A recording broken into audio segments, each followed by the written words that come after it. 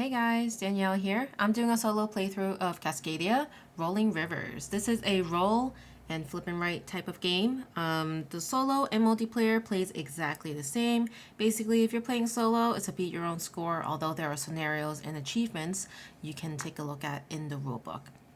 All right, so I've got this all set up and ready to go. You're going to grab the 4 blue dice, the big chunky dice. You're going to grab one of each of the personal dice. So to tell the difference, one of them will have a bear, the other one will not have a bear on it. So just make sure you grab one of each of these and you're ready to go. These will be your personal dice. So that's something to keep in mind. We have the Phase 1 and Phase 2 Habitat card deck here. Just follow the rule book on how to create this deck and you should have about, it should be 20 cards in here. And then we have one of them face up in a little row, I guess, for the Habitat cards. There's going to be 4 columns.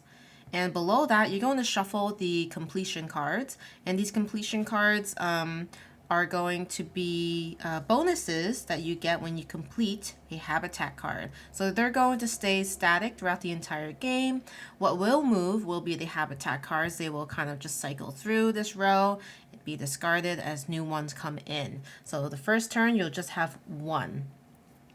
You'll grab yourself a sheet. We are doing sheet A. There are 4 sheets. This is one of the easier ones. It's only 1 out of 3 stars in terms of difficulty. You'll also want the round summary in case you're not familiar with the game. This is always helpful to have. And then down here will be a separate little sheet to track how many wildlife and nature tokens you have throughout the game. All right, we'll get started. So you'll start the round by rolling dice. So in solo, you can just roll all the dice at once. And then you're going to collect wildlife. But before that, you probably want to check the special dice. And so that's this one. This is going to be specific to rolling rivers. There's 6 different sides to this D6, obviously. But there's different icons that will give you abilities to either take more wildlife or convert your dice at a lower cost, or just give you more options in terms of which wildlife you can take. So we'll go through those as those roll, but basically this one allows us to take an additional wildlife die that doesn't necessarily match what we want to take this turn. So basically during your turn, you're just choosing one type of wildlife. Each of the types could be a bear, an elk, a fox, a hawk, or a salmon, and you choose one. But what this die allows you to do is take a second one. So I think in this case, looking at this habitat, you have some of these wildlife icons on it, and this tells you what exactly you need to fulfill this habitat card. So I'll need 2 elk, 2 hawks, and 2 salmon to get these bonuses, including the one on the completion card. So it's probably in my best interest to gain either the elk or the hawk. So I'll probably gain both because I could gain both using this action or the special die. So I'll gain 1 elk and 1 hawk. So to do that, you'll notice the sheet already has number 1s on each of these wildlife. You do start with 1. You also start with 2 nature tokens, which could be spent for dice actions. So for the elk, you're just adding to the number previous. So we have 1, we're gaining 1. We write the number 2. And then we're also using this die so that we can gain another wildlife, and it will be the hawk. So 1 plus the 1 we're gaining is 2. Okay, so looking at this right now, we can't actually complete a habitat card. That is the second part really of your turn. So we're just going to move forward and draw the next card into the habitat row. All right, now we roll the dice. All right, so what do we need? I'm looking for probably more salmon, and then we could complete this one. So I think it will be helpful if we actually used this to gain 2 of the hawks. So we had 2, we're adding 2 as our wildlife choice for this round. So we have a total of 4 hawks, but because we have the special die that lets us choose another wildlife die, I'm going to choose the salmon, which gives me an additional 1 salmon, taking me to 2 salmon. Now, I'm going to look at the habitat cards to see if I can complete any. It's up to me. I don't have to. I could save up my wildlife if I wanted to. But in this case, I think I will complete one. I'll complete this one. And now I have to subtract from the number of wildlife I currently have. I currently have 2 elk, and I have to spend 2 to complete this. So that brings me down to 0. No fox are needed. We have hawks, so hawks will be subtracting 2 from 4, leaving me with 2 left. Salmon, we have 2, so that leaves me with 0. So now that we've completed this habitat card, we go into this sheet here, your environment sheet, looking at the rivers, writing the number 2 on the topmost section here. And then you'll also gain 2 nature tokens, so 2 plus 2 is 4, so we have 4 now. And now this says any one animal. Gain any one animal of your choice. And I think I'm gonna gain a fox. So that brings me to 2 foxes. That is the turn. So next, draw. And, trying to see what I might need this turn. Maybe foxes or elks. No, we definitely need elks, so let's hope for that.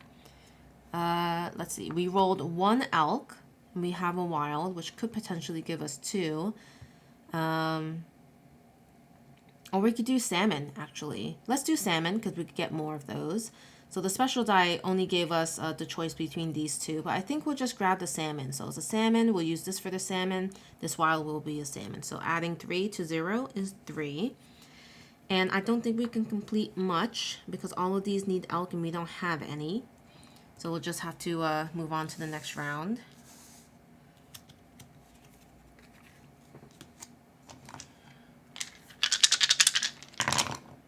All right, no elk again. That's unfortunate, but maybe we could go for this one. We have 3 salmon, so we'll need 1 more. We have enough hawks, we have enough foxes.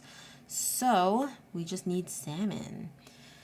So what this could do for us is interesting. So this allows us to do a dice action for 1 less nature token required to do that. So I could do a convert. And if I would like more salmon, which would be helpful, what I could do is look at the dice here and do a conversion. So the hierarchy is that the bear is at the top and it goes down to a salmon. And you can down convert, meaning you could trade basically all of the bears that you see into elks, or all of the elks you see into foxes. In this case, I want more salmon, so I could spend a down convert, which will require 1 nature token to be spent, but because I have the special die, it's free. I will convert all of the hawks, which is 2 hawks, into 2 salmons. So keeping that in mind, these are now converted to 2 salmons, which is directly 1 level below the hawk. And then I'll add any additional dice that are salmons from the dice that I have not used yet. So 2 salmons were converted. And now we have 1 more, so that's total of 3. We added to our inventory of 3, so 6 salmon altogether. Okay, hopefully that was easy enough to follow. There'll be more examples of that later. All right, so right now we could do this one. So we'll spend 2 foxes. 2 minus 2 is 0. We'll spend 1 of our hawks, 1 left, and we'll spend 4 of the salmon, leaving 2 salmon left. We'll write the number 2 in the fields, and then we'll gain 1, which brings us to 5 nature tokens, and then the rolling gain. So we'll roll 1 of the personal dice. And we gain an elk. So now we have 1 elk. That was pretty good. And that's it. Move everything over. And we just continue in this fashion. So basically, when you score, you're trying to get as many high numbers in these as you can in the rows, because you're adding up all the numbers at the end of the game. And oops, I have a number 8 written there from a previous game.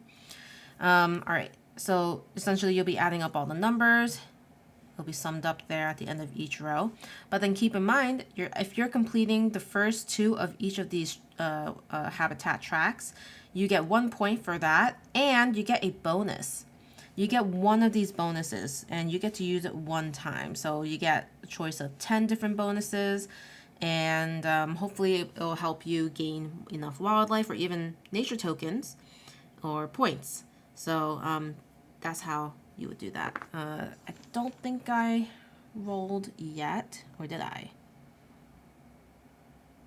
No, I didn't. All right.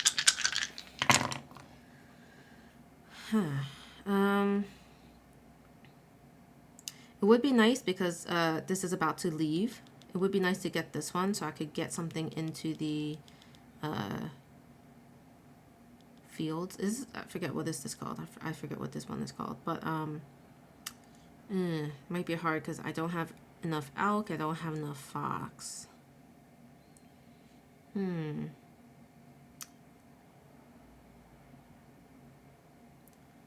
Okay, so I might be able to spend my nature tokens.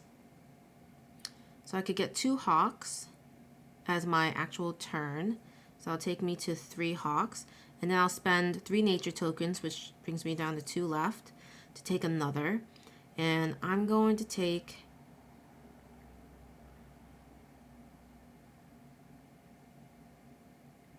No, that won't work. I'm not going to do that because I need more fox. Okay. So never mind. I'm not going to take the hawks. Okay. That's what I did, right? I think I took 2 hawks. I think I'll take the salmon actually and just kind of stock up on the salmon. So I'll get 1, 2, 3. So I have 5. And I guess I could still...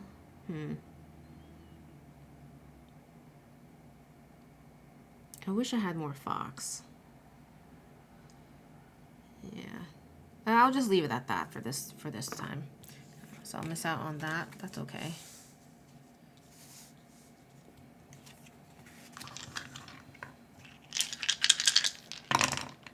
Alright. So this will be the last turn I'll do in this playthrough.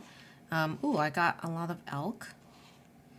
But what I need are foxes. So what I think I'll do is I will convert. I'll down convert spending 1 of my tokens. And then I'll convert the... So since I need foxes, I'll convert all of the elks into foxes. That's 2.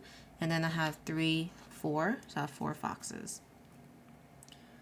So that's what I'll do for that. And then completing a habitat card, I'll probably do this one, which allows me to spend 2, which 2 left. I'll have 0 hawks. I have 1 salmon left. I'll write on number 2 here. Now that I completed that, I'll circle this score bonus, and then I'll circle another. And I think I'll gain myself a hawk and 2 salmons, and then I also gain 1 nature token, and then a double salmon bonus, so I will gain another 2, and I have 5 there. Awesome. All right, so that is basically how you play Cascadia Rolling Rivers. Obviously, once you complete your entire sheet, you'll be able to score all of the points that you've written in each row. You'll add them up. You'll add up all the points that you circled and earned throughout the game, including the ones here. And then you'll also gain any points for any of your leftover tokens here. This way, it doesn't go to waste, which I always like. I always like when you get points. All right. Let me know what you guys think. I'm probably going to do a Rolling Hills playthrough as well, but also I'd be curious, do you want me to do a playthrough for each of the 4 sheets? Because obviously I just did one so far. This one's pretty easy to understand, I think, which is the intention of why the difficulty is so easy. But yeah, let me know what you want to see on my channel. Happy to try to create those videos for you. But in the meantime, I hope you enjoyed this, and I'll see you guys around. Bye.